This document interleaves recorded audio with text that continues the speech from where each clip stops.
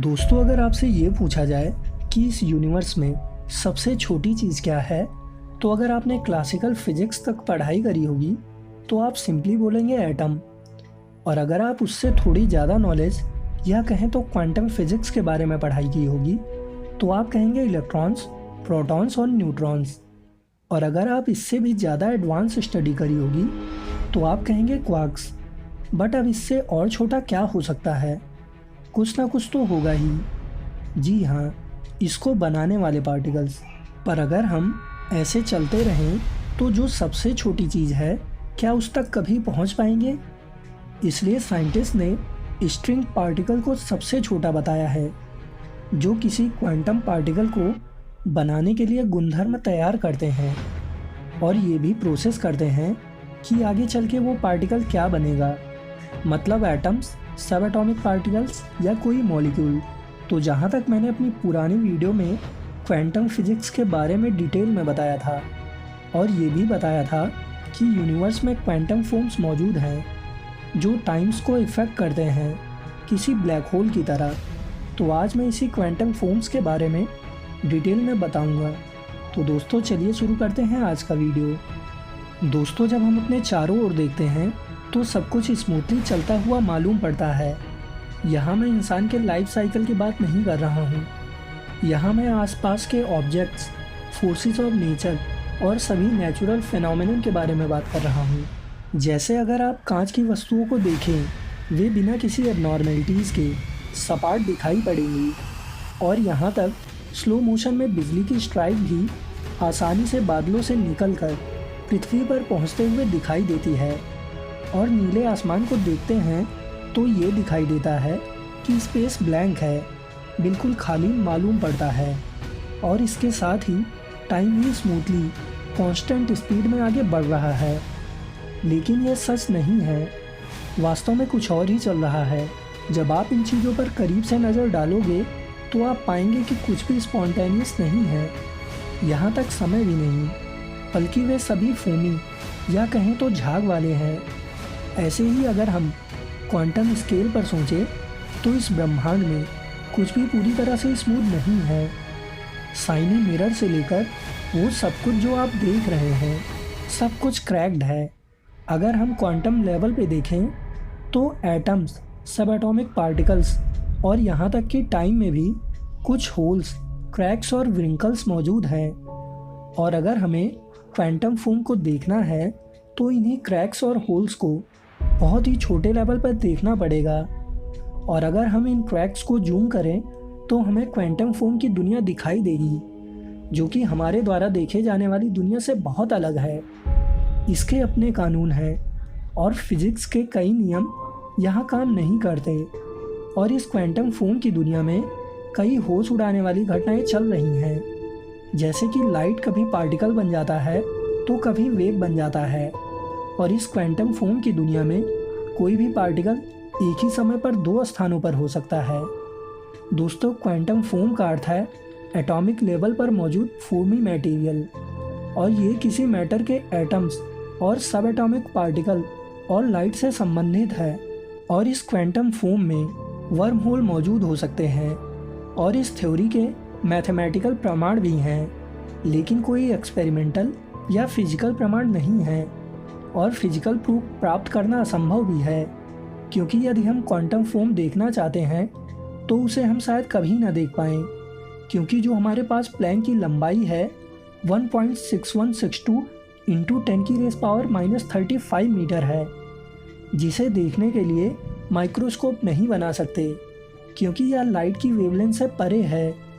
तो quantum foam तो इससे भी स्मॉल है, तो कहाँ देख पाएंगे? तो अभी हमारे पास केवल इलेक्ट्रॉन माइक्रोस्कोप है, जिसमें इलेक्ट्रॉनों का यूज़ लाइट के स्थान पर किया जाता है। लेकिन प्लैंक की लंबाई इलेक्ट्रॉनों के आकार की तुलना में अरबों गुना छोटी होती है। इसलिए वर्तमान में हम क्वांटम फोम का मैथमेटिकल रूप से तो पता लगा सकते हैं और बस यह इमेजिन कर सकते हैं कि यह क्वांटम फोम कैसा है। तो इमेजिनेशन के हिसाब से क्वांटम फोम बुलबुले के आकार का है और ये इतना छोटा है कि इसे अभी तक देखा नहीं जा सका है, बस एक्सपेरिमेंट से ही पता लगाया जा सका है। ये भी एक क्वांटम पार्टिकल है जो पूरे स्पेस में फैला हुआ है और ये क्वांटम मैकेनिक्स के द्वारा स्पेस में ट्रेवल करने वाले पार्टिकल पर प्रभाव डालता है। जैसे दो सेम पार्टिकल अगर क्वांटम फोम से होकर गुजरते हैं तो उनमें से एक पार्टिकल इससे जल्दी पास हो जाता है और दूसरा पार्टिकल लेट पास होता है। और इसका आइडिया सबसे पहले जॉन व्हीलर ने सन 1955 में लोगों तक पहुंचाया था। अब जैसा हमें पता है कि क्वांटम फोम को देखा नहीं जा सकता है बट इसको समझा जरूर जा सकता है।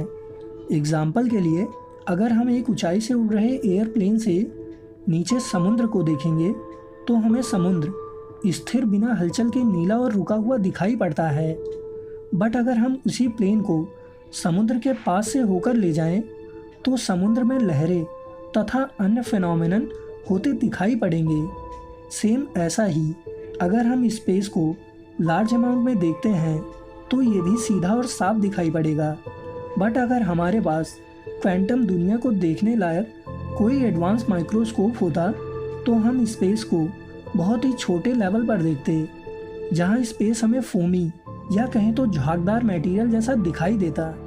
और इसी फोमी पार्टिकल को जानने के लिए सन 2009 में दो मैजिक टेलीस्कोप्स यानी कि major atmospheric gamma ray imaging Cherenkov ने हमें कुछ जानकारी दी। जानकारी यह थी कि दो अलग अलग फोटॉन पार्टिकल जिनका एनर्जी लेवल अलग अलग था उनको एक सेम टाइम पे रिलीज किया गया था, बट वे अपनी टारगेट जगह पे अलग अलग टाइम में पहुंचते हैं, जो कि आइंस्टीन के जनरल रिलेटिविटी के अनुसार सही नहीं है। मतलब प्रकाश की स्पीड कांस्टेंट है और उसमें कोई फ्लक्चुएशन नहीं आ सकती। बट इस एक्सपेरिमेंट से यह पता चला कि स्पेस में कोई अनदेखा मटेरियल मौजूद है जो फोमी है और वही फोटोन पार्टिकल को प्रभावित कर रहा है।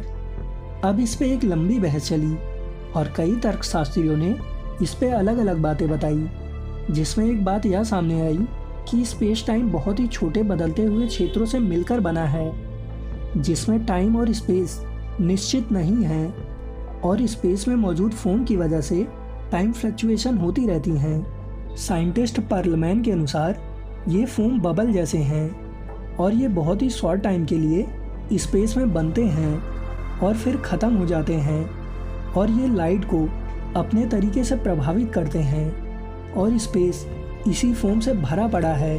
और ये फोम क्वांटम फिजिसिस्ट के अनुसार वही मूलभूत कण है जो बिग बैंग से पहले पूरे स्पेस में फैला हुआ था और आज यही स्पेस टाइम एरिया में उतार चढ़ाव के रूप में मौजूद होता है, जैसे बियर में बबल मौजूद रहती हैं।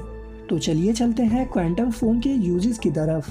नंबर 1, क्वांटम फोम की मदद से बिग बैंग से रिलेटेड सारी जानकारी प्राप्त कर सकते हैं। नंबर 2, क्वांटम फोम में मौजूद वर्महोल की मदद से टाइम ट्रेवलिंग भी कर सकते हैं। नंबर 3, क्वांटम फोम की मदद से 11 आयाम तक की दुनिया भी देखी जा सकती है। नंबर 4, क्वांटम फोम की मदद से टाइम में सेंध लगा सकते हैं, मतलब टाइम में पीछे और आगे जा सकते हैं। नंबर 5, क्वांटम फोम की मदद से लाइट स्पीड से तेज कम्युनिकेशन कर पाना संभव हो सकता है। तो दोस्तों बस आज के लिए इतना ही। अगर ये वीडियो पसंद आई है तो लाइक और शेयर ज़रूर करें और अगर अभी तक आपने हमारे चैनल को सब्सक्राइब नहीं किया है तो सब्सक्राइब ज़रूर कर लें।